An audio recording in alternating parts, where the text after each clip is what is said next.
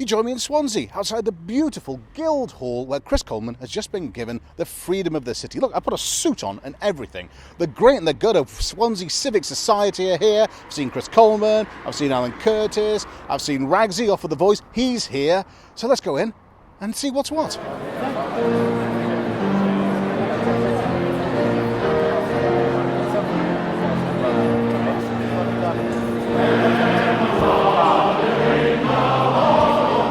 Very esteemed guest. Welcome to Eat, Sleep, Fudge, Repeat, the Lord Mayor of Swansea City, David Hopkins. Hello. Hello there. Thank you very much for the opportunity. That's some lovely bling you've got going on there, I have to say. To be honest, it was a great privilege to wear it. Yes. It's a proud city, but I'm proud to put this on. Now, David has a little confession to make because you didn't actually tell the council that you wanted to do it, did you? No, sorry. What happened was I thought I'd use the opportunity. I spoke to the leader on the quiet and thought, we can't waste this opportunity. Strike while the iron's hot. To be honest with you, you can feel the pride within the city. Everybody's got behind the city with this highest accolade of giving Chris the highest honour we can give him is the freedom of the city. We don't give it out normally. It's something to be very careful of because the minute you devalue it by giving it to too many people.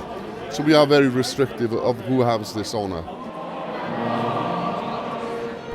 Alan Curtis. It's Alan Curtis. I'm chuffed to bits. I really am. It's been a long time since I've seen Alan Curtis.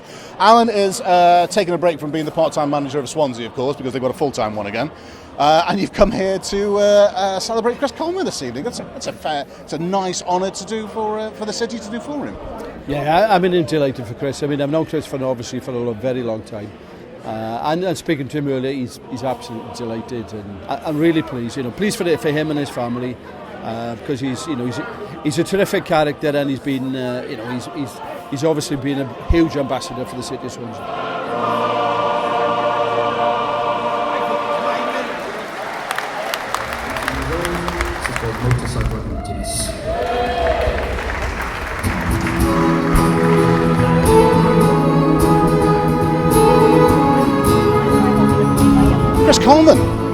Chris Coleman, welcome to Eat, Sleep, Fudge, Repeat.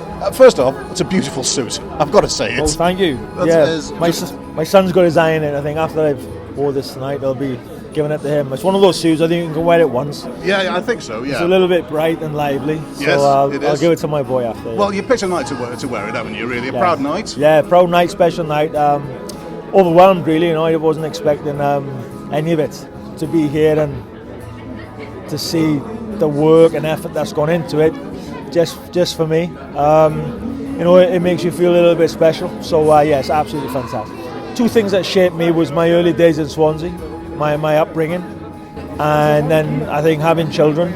So I'm really lucky in those terms because me as a sportsman, you have good days and bad days, and people come and go, but good people that are around you for the right reasons, they always remain. I think you're absolutely right. There's a lot of wisdom that comes from you, Chris. I think in the Euro 2016, every time you said something, everybody just nodded their head and went, "God, that's amazing! Yeah, where has all this come from?" And it just seems people, you just make sense. I think as you get older, you start to realise that certain things are not as important as you thought they were. And football's my life, it's my industry, but compared to my children and my wife and my family, doesn't compare. So whatever I said during the tournament, I've said it from the heart because I can safely say I've seen both sides of the coin. I've had it good and I've had it bad. My father always said, you're never as good as what people say you are, and you're never as bad as what people say you are. Stay in the middle, nice and safe, and that's where I try to stay. So I try not to get carried away. It's hard for me tonight not to get carried away because what they've done for me here is incredible. But I always try to stay in the safe zone.